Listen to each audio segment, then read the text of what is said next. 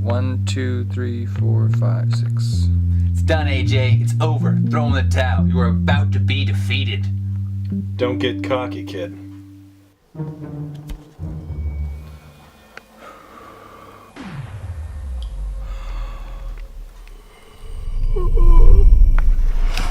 Sorry.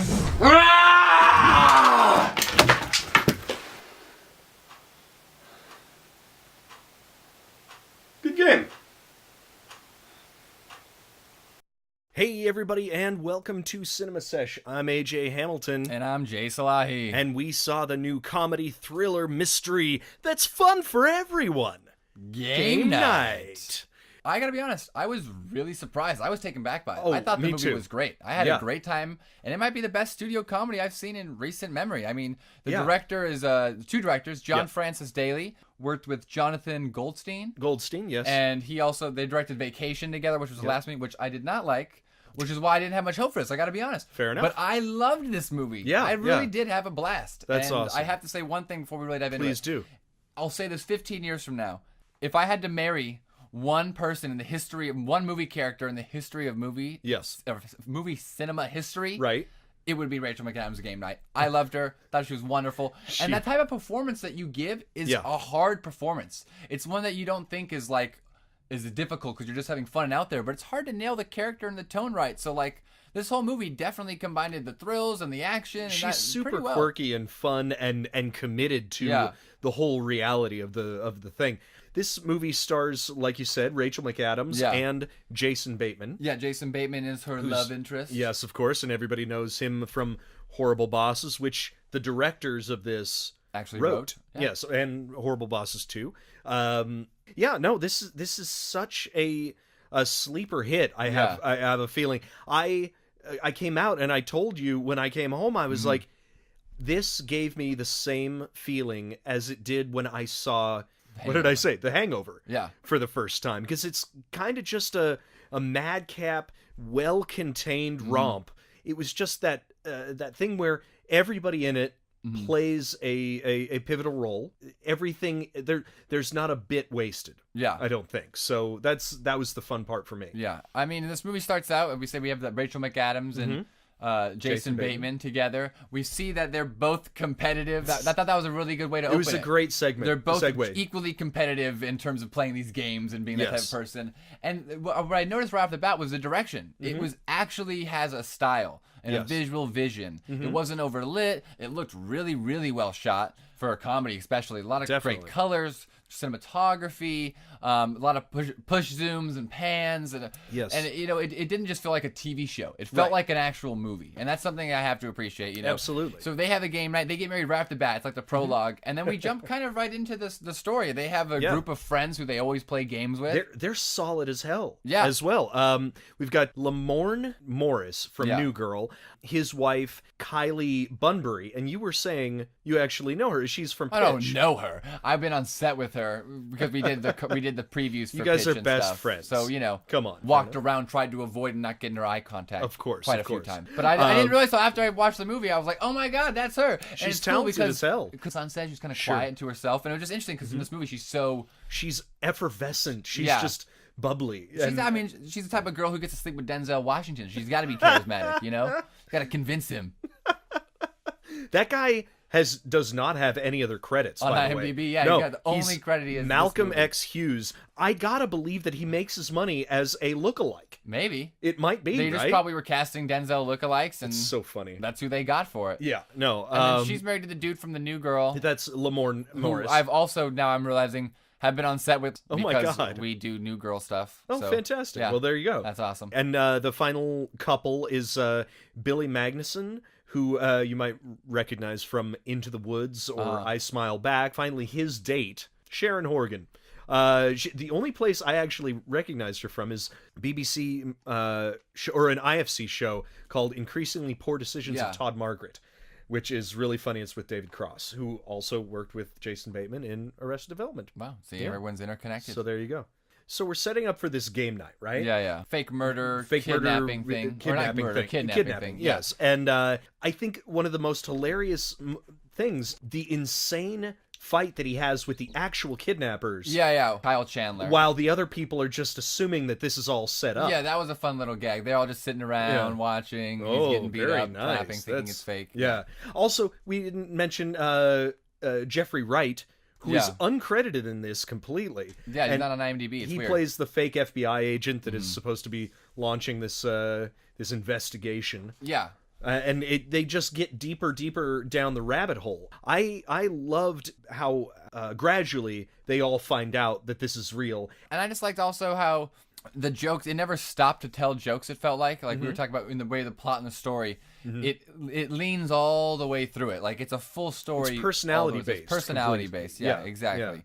And, I'm a big fan of the wide shots too, because they have, it looks like, it makes everything look like a game board or it's actually, there's a type of technique it's called, that's what I'm missing. But they do it for like Coachella or all these concerts. They always do the wide shots and they make people look like plastic. Like little tiny, And it's like they did that for all the wides until you go into the house. Right. And which then tied into the credits. The credits are probably one of my favorite parts of this movie, where it shows Jesse Plemons plans a second overlapping game night on this kidnapping game night to make it feel like it's actually real. And it's just hilarious because the credits are over his entire FBI wall of like evidence and tying things together. And it's such a cool effect. You know, no one felt out of place. No. Except for the one person. The only my major flaw in this movie is that it may be 15 minutes too long and Michael C. Hall is kind of thrown into the movie and underdeveloped. Like, if you're going to go with that villain plot, establish him earlier as a bad guy and a major threat. It seemed a little tacked on, like, at the end you have to do this and fight him on the plane and do that.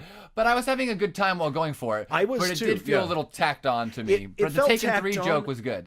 Everybody plays their archetypes pretty well. And they're not stereotypical. The dumb guy is probably the closest. Yeah, but you have to play it. I mean, comedy in general plays the stereotypes of situations and stuff like that. So everyone has a friend like that. Absolutely. You know, not as in like it's not a fake character and everyone around him's fake, you know. Yeah, exactly.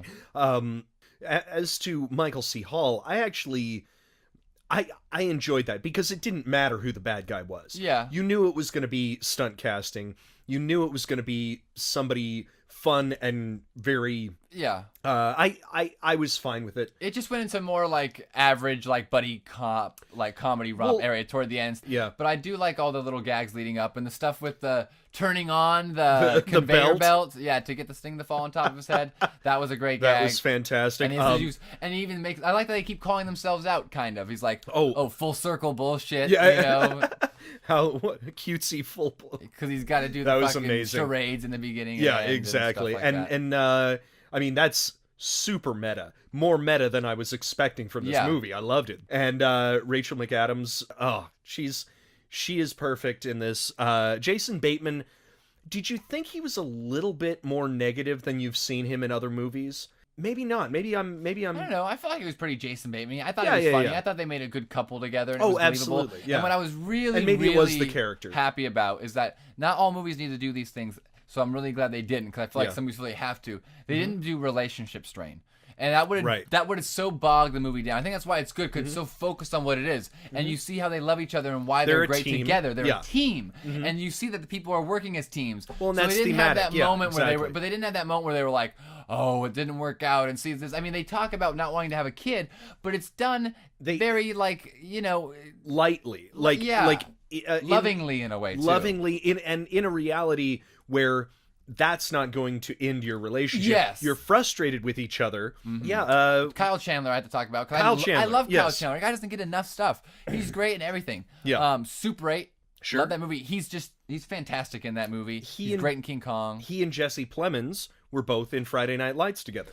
Oh, fuck, Friday Night Lights. Yeah. That show, yeah. They have to steal an egg, which is kind of the whole thing. That was a great sequence, too. Where the Fight Club thing, the build-up? Yeah. That's hilarious that it pays off. And also, just the cinematography of them all running around this mansion house, it wasn't a one shot, No, was it? No, or was it a wasn't, cut together but one it was shot? just no, it was just the way it was a combination. Some of it there was yeah, a one shot and some of it, but for a while, yeah. But it's just the way they cut together and linked it, the characters running around, being able to pass to one another. Yes. It felt fresh, and you had a good sense of geography Very because much you so. saw everyone was in different parts of the house. Yeah. And then when they were running around, you saw those parts of the house connect to one another. Yes, So exactly. you weren't confused on where people were. Right. You were along with it for the ride. There were two other really cool shots in this movie that visually, like like you said, the language was unique. One of them we've seen before, where it's the camera attached to the open door, and then it closes onto the people inside the car, which I like. But then there was another one where one of the bad guys at one level of this confusing thing was trying to get the lock open on the door that they had barricaded. And he was hitting the lock. He had broken through the window, hitting the lock to make it spin. And every time he hit it, the lock would spin, but the camera would spin with the lock. And that's something I've never seen ever before. Yeah. There was also another thing on top of things I've never seen before. And it's so simple how little things, the way they shot the car chases. Yeah. There was one particular angle that they got that I thought was really great, and it looks like they must have had to CGI the pull out. But there's that type of look where it's like when you attach a camera to someone's body and they run around, you get that Ed in the Hangover look. Oh yeah. They're running around like that. And then sometimes they do that on cars where you're on the car and you get that kind of vision. But it had a pure video game standpoint, as if it was locked off on the car, but not like tracking behind the car, as if they had the car and then a pole running behind the car and then like locked behind it, so it was flat with the car. So when the car turned left, it went left with the same viewpoint. It was never turning, with it. There was no axis of turn. Yeah. So it kind of, if you look at it, it's like the same viewpoint of a game. And it's kind of cool. It's kind of really hard to explain, but if you No, go back I get and that. watch it, you'll kind of be like, wow, it's an angle. I've never seen it before in any action movie, in anything ever. That's that awesome. technique. Yeah, So it's like, in this comedy movie, had a way of shooting an action scene I've never seen ever. It's very cool. Very cool. And you know what?